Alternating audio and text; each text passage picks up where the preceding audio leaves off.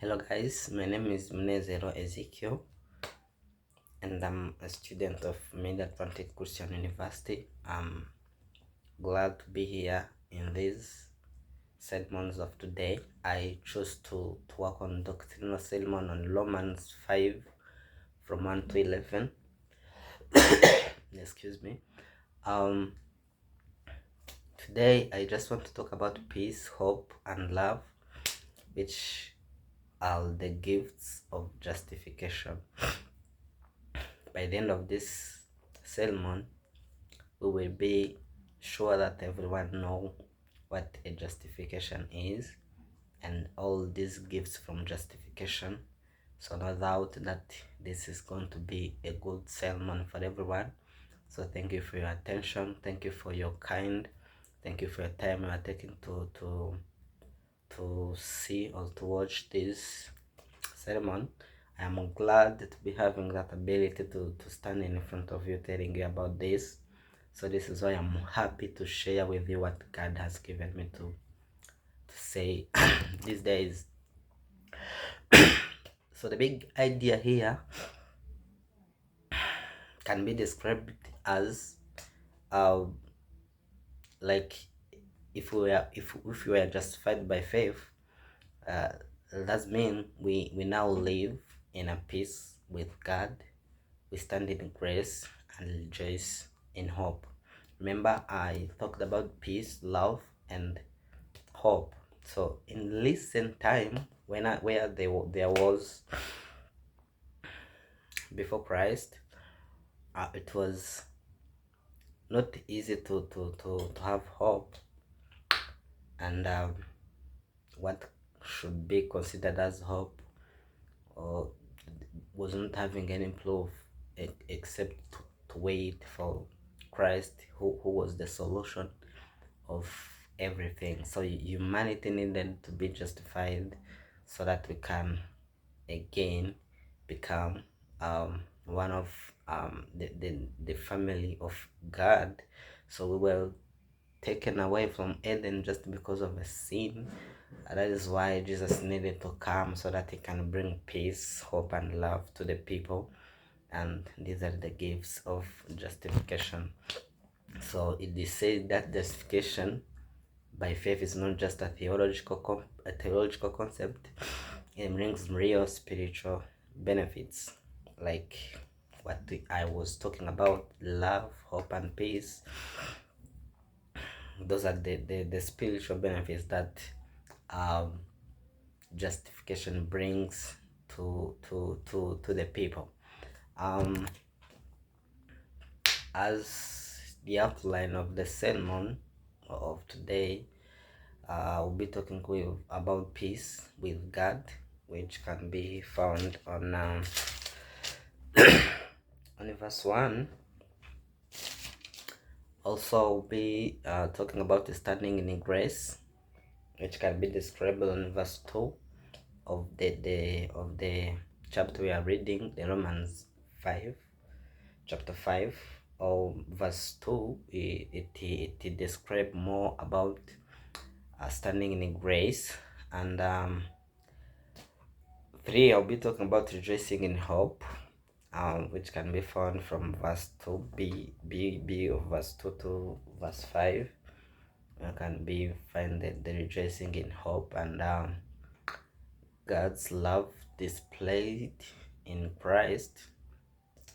As I was saying, yeah, the love of God was displayed in Christ. When he was giving us Christ, he given us everything he was hoping to give us. So I'll be talking about this point too, from verse 6 to verse 8 of the chapter we are reading. Okay, the assurance of future salvation from verse 9 to verse 11. Then I think I'll be closing from here, so everyone will be able to know what justification was about. So starting on verse 1, talking about the peace with God. Therefore, since we have been justified by faith, we have peace with God. So peace here means reconciliation, not male inner calm. So here comes an issue. That is why I introduced this as a doctrinal sermon. So some people have the first meaning of this peace, which is said here in Romans 5 verse 1.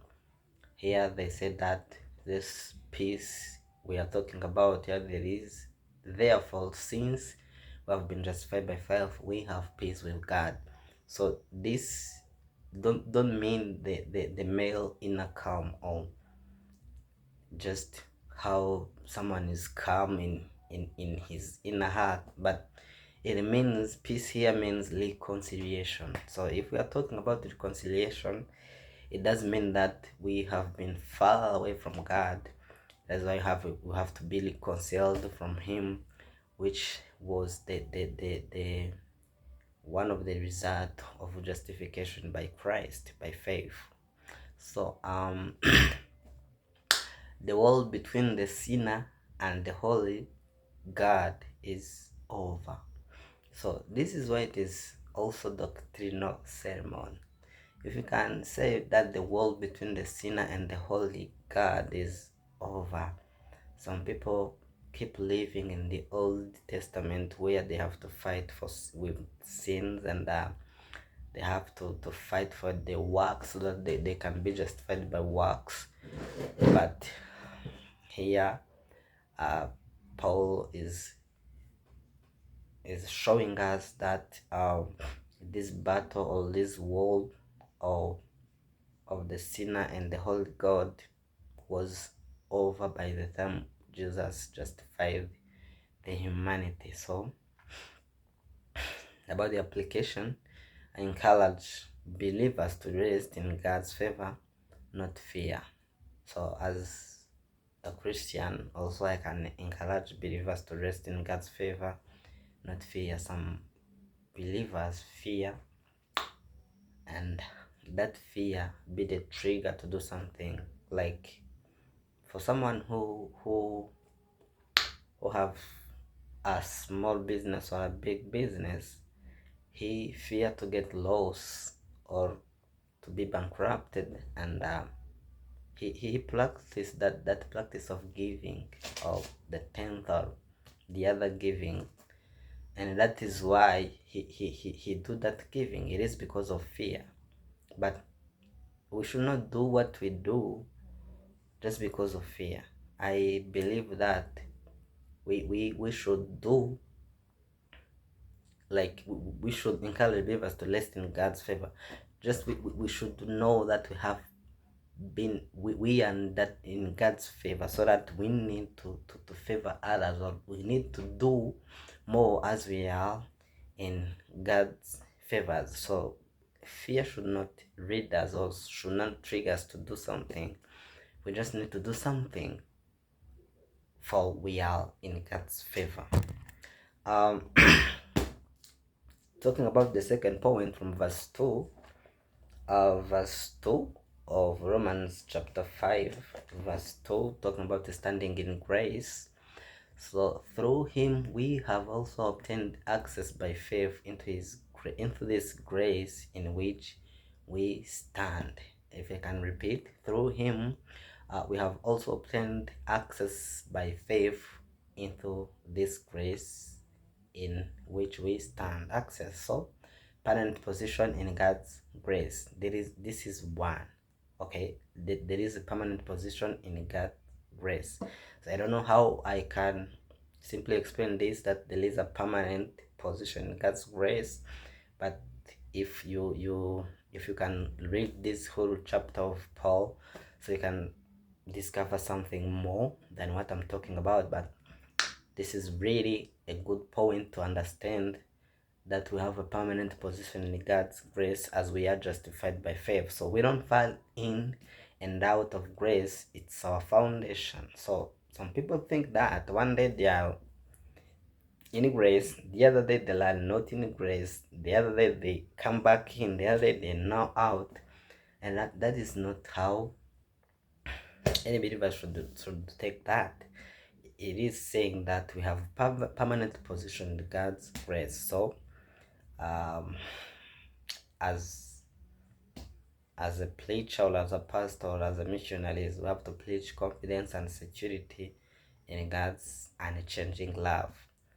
Just have to know that God cannot be changed. He is the same from all the time and will also keep being the same. So he doesn't change. Whenever you are in grace, just you are in grace. You have to remember that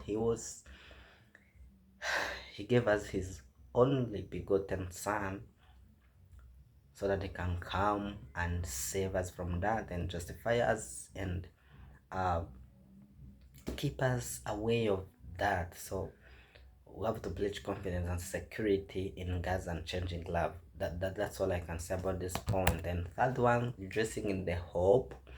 Oh, from verse 2b to verse 5. So if we can say hope, confident expectation of God's glory. Okay, talking about hope, like rejoicing in hope, we're talking about confident expectation of God's glory. So we have to expect God's glory. So why do I feel bad about something which is coming? Do I know exactly what is going to come? So why should I not believe that what is coming is good? Why not? Why shouldn't I try to believe that what is coming is good? That can be better. Okay? So even suffering produces endurance, characters, and hope, but hope does not put us to shame. That is the big and huge difference. So for us, we have to teach people to see suffering through the lens of God's purpose. Talking about the point 4, God's love displayed, where God's love displayed, talking about verse 6 to verse 8. So Christ died for us while we were still sinners.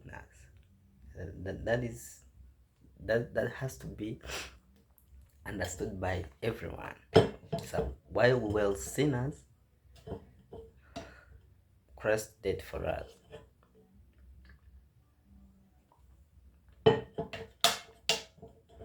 So every believer should understand this. Christ did for us while we were still sinners. So God's love is proactive and undeserved and proven at the cross. So we shall use this to affirm God's love to the doubting and call unbelievers to faith. Talking about the fifth point, assurance of future salvation. So much more, it's from verse 9 to 11. So much more shall we be saved by him from the wrath of God. So reconciliation now means assurance for eternity. Everybody need to be assured for his eternity or her eternity. So this is why everyone need to know this. Yeah, everyone need to have that assurance of future salvation. And it is saying that reconciliation now means assurance for the eternity. I always started talking about reconciliation, and now we are knowing that it gives us the assurance of the eternity. So justification leads to glorification. That is another point you should consider. Yes, justification leads to the glorifications. And for us preachers, we have to preach confidence and perseverance in salvation. That's a better idea for that. So